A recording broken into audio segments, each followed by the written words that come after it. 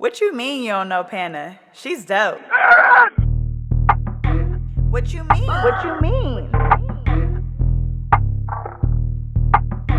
What you mean? What you mean?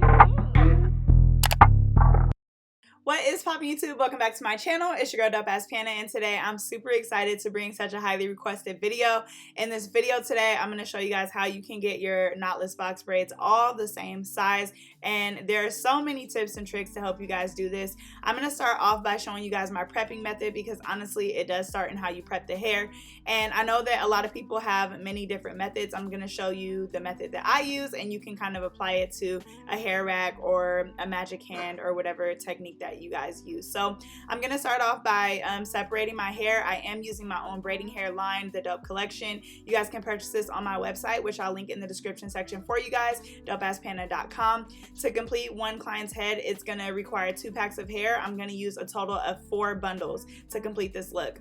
This braiding hair is Afro, which means it is soft and silkier than connect line hair, and it's 54 inches and super thick from top to bottom. So I'm super excited to finally have my own line. I currently only have one beat in stock, but I will have my other colors available to you guys in the next couple of weeks. So I'm gonna start off by prepping my hair pieces, and they're all gonna be the same size. As an advanced braider, I pretty much already know what size pieces I need for every single size that I do. But if you are someone who is still trying to figure out your sizing, what I would recommend you do is take out 4 to 5 pieces from the braiding hair and actually build a full braid and figure out what size you want it to be. Once you do that, you can take down the pieces and you can figure out what size you need it to be. So hopefully that makes sense for you guys. For me, like I said, this is the average size that I do for my medium knotless box braid. So I'm going to be pulling out the pieces and laying them on the tray, overlapping one another. That's how you're gonna make sure you prevent any type of tangling when you're picking it up, and it's just easier for you to see so that you can literally grab and go. A lot of people ask why I choose this method over braid racks, and I feel like I've said this a lot of times, but for me, I like to literally prep all of the hair before my client arrives, and this method allows me to do that. Sometimes I feel that with the hair racks, I'm very limited. Also, in my room and my setup, I just honestly don't have space for a hair rack. I need something that's very mobile, and when I prep on the tray, I can move it around to accommodate wherever I'm standing around my client. Lastly, for me, I don't know, I just feel like this is more efficient for me to do, and so I have chosen to do this method. There are ways to make literally any method work for you, but I just encourage whatever you do to stay consistent. That's how you build speed, and so yeah, this is just my method that I prefer, and it has always worked for me. If I'm using multiple colors, then I will use multiple trays, but yeah, other than that, this is what I'm gonna do. So this is actually sped up a little bit right here. I'm just showing you guys how I literally fill my entire tray, and like I said, I'm gonna prep all of the hair that I'm using for my clients. So I'm gonna prep a total of 4 bundles. Realistically, all of these pieces are around the same size, but there's honestly no way for me to make every single piece the same exact size unless I'm measuring it, if we want to be technical. So you just want to make sure that as you're pulling your pieces, they are all around the same size. That way when you build your braid, you give the illusion that they're also all the same size.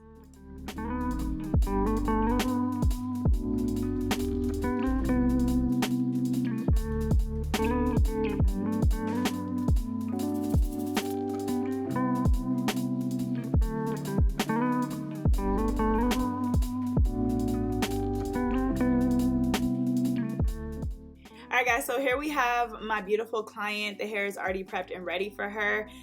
This is actually one of my little cousins who I love, so I'm super excited to do her hair today.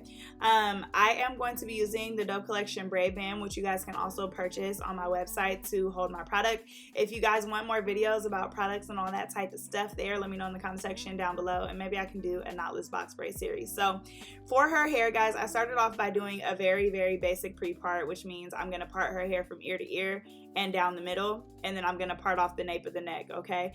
And it's really important that if you are someone who is working on consistency with sizing, that you pre-part. However you choose to do that, if you want to do like a lazy pre-part like I'm doing here, or if you want to pre-part out the entire head, which I actually have a video on, everything about consistency is making sure that your sizes, your rows, your boxes are all very consistent, and that will help you to make sure that your braids are the exact same size. So I'm going to make sure that I'm parting off the nape of her neck, and I'm also going to make sure that I'm parting off each box before I start doing my actual box braids. That's going to help you to see and make sure that each part, like I said, has the same amount of hair in it, or at least gives that illusion, and everything. So you really want to take your time with parting, because obviously if some parts are big and some parts are small, or some rows are thick and some rows are thin, then your knotless box braids or box braids in general are not going to be the same size.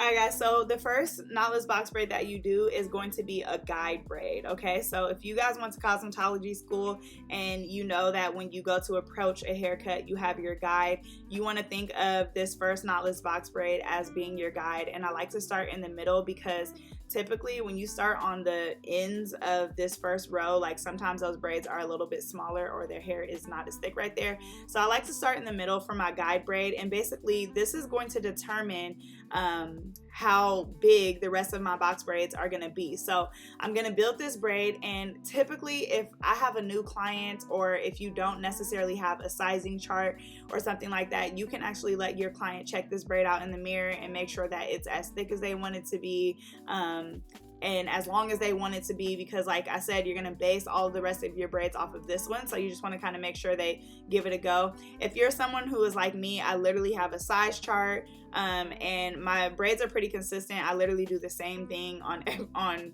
pretty much everyone's head, then you may not need to do that, but still this is going to be your guide braid. So typically I add in 3 to 4 pieces at the beginning of my box braid, and then another 2 to extend it, and if your pieces are all around the same size, then this makes it really easy when you go to your next braid, because you know, okay, I added 5 pieces or 3 or 4 pieces at the top, I'm going to do the same thing. Wherever you add your last piece of hair, you want to put a clip there, and this clip is going to help you make sure that all of your box braids end at the same point, and you know, like, okay, that's where I put my last piece of hair in, so I know that, you know, on every other braid, that's where my last piece of hair needs to go, so that all of my braids are the exact same length.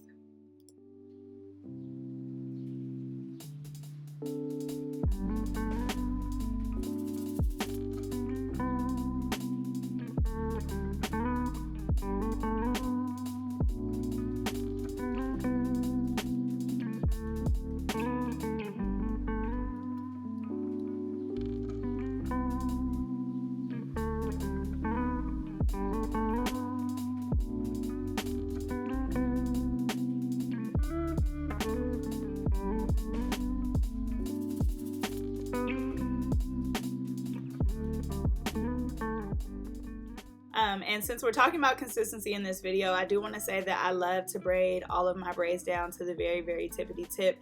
I think it just gives a nice and super neat finish to your braids, especially at the ends, and it will prevent the ends from like looking super tangled or unraveling or anything like that. I love to braid it down as far as I possibly can, and if you have really good at braiding hair like mine's here, you will have very minimal flyaways, or you guys can braid down with product on your fingers to try to prevent that. But this is my first knotless box braid. This is going to be my guide braid, and so my next braid that I'm going to be doing right next to this one, I'm going to build it and try to get it to match the same exact size. So one huge thing that I want to say, because a lot of times when people used to ask me how to get your braids the same size, I would just think in my head like, can't you just look at it, and if it's not the same size, take it down and do it again. I want to say that that is part of an element to it. If you guys are building a braid and as you're braiding along you notice that it's getting super thick, then you want to take hair out. If you're just noticing that the braid overall is not matching, then take the braid down. As a beginner, you cannot be afraid to take braids down and start over. Like, obviously you want to try to make sure you build a system to where you don't have to do that consistently, because as a client I would be like, okay, this bitch done took down 5 braids, like what are we doing here, right? So you want to make sure that you try to build a system so that you can minimize the amount of times that you have to do that, but you can't be afraid to really take it down and focus on those little details, because that's what's going to keep your clientele coming back, right? So as I'm building this braid, I'm already looking and matching with my guide braid. I know where that silver clip is where I added my last piece in, so I'm going to make sure that if I haven't already, I add that piece in right where that clip is.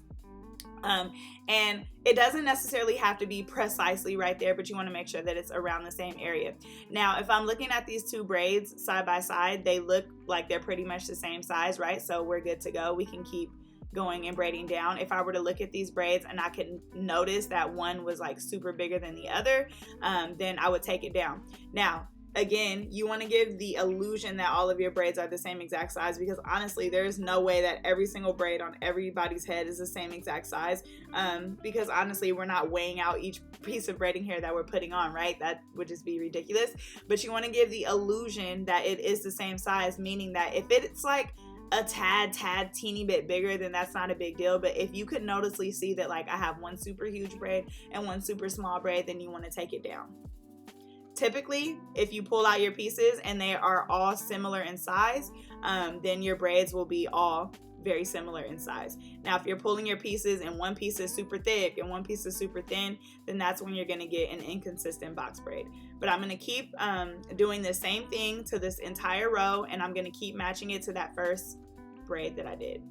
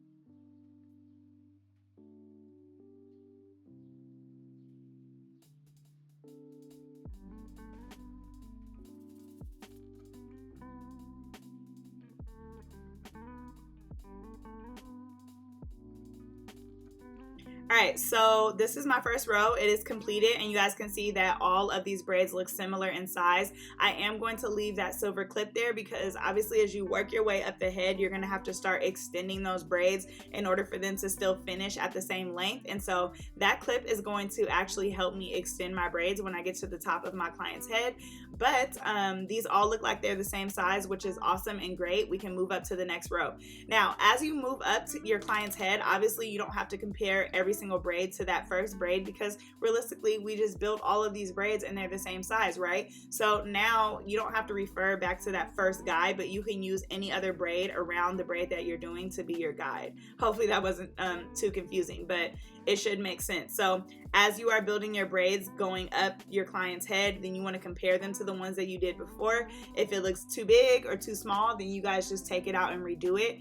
Even though you have your pieces set out on your tray, you can always break down the size of them. If you pulled a piece that was too big, you can always take it and break it down. So what that clip is still going to be useful for at this moment is I'm going to be adding in my normal 3 to 4 pieces at the top of my client's head. And as I'm braiding down, once I get to that silver clip, I'm going to add in 2 more pieces to extend my braid. The reason why I'm doing that is because obviously if I didn't add any hair to extend these braids at the top, then they wouldn't finish at the same length as the braids we're starting at because they're up higher, right? I'm not sure if that makes sense. But you want to make sure that you are extending the braids so that they all finish at the same length. Now, some people do like that layered look, but I do have clients who request that all of their braids be the same length, no matter where they are starting from, like if they're on the side, the top, wherever, they want it to be the same length. So once this braid basically gets to that silver clip, then I know I need to add in my last 2 pieces, and that's going to extend the braid and make it the same exact size and length.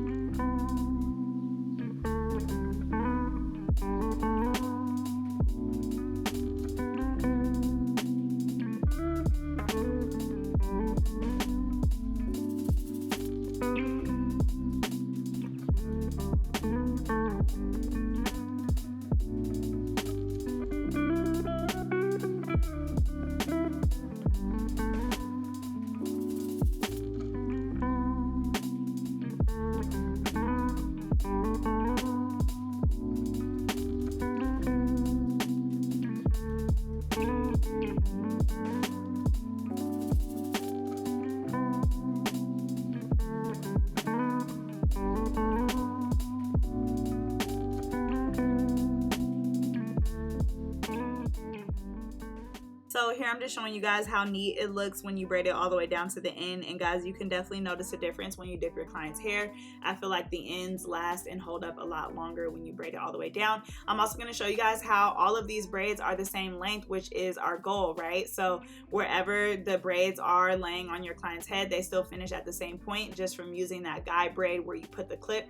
You can always move the clip too, because I know it's kind of hard to see, it's underneath, so you can always move the clip to a different braid. But y'all, goals, they look so amazing. So I'm gonna let you guys watch me build a couple more braids. This tutorial is almost done. If I did leave anything out that you guys would like to know or see, then let me know in the comment section down below, and I can definitely help you guys out with that.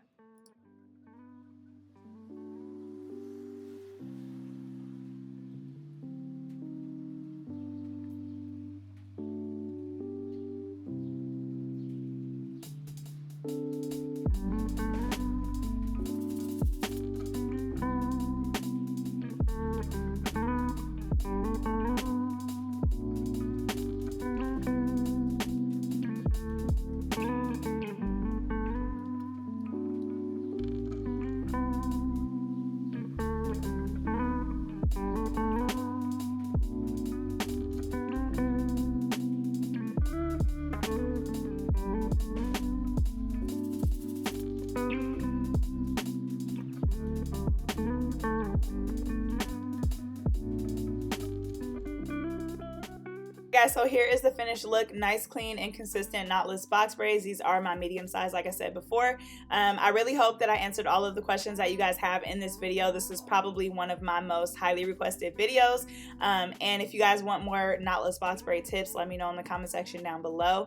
If you guys found this video helpful, tell me what was one helpful tip that you guys really took with you. I'm actually in the process of building my knotless box braid course, so I'm really excited to hear some positive feedback from you guys. So as always, thank you guys so much for watching this video and for tuning in. As always, don't forget to like, comment, and subscribe to, oh, I can't even get it out.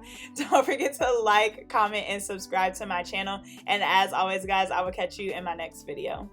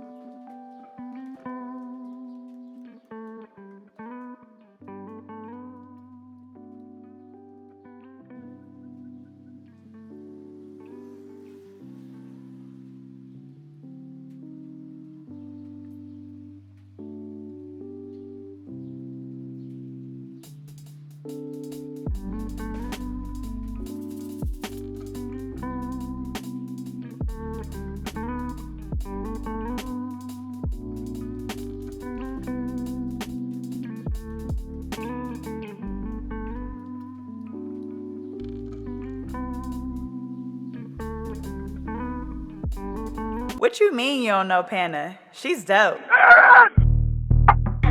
What you mean? What you mean?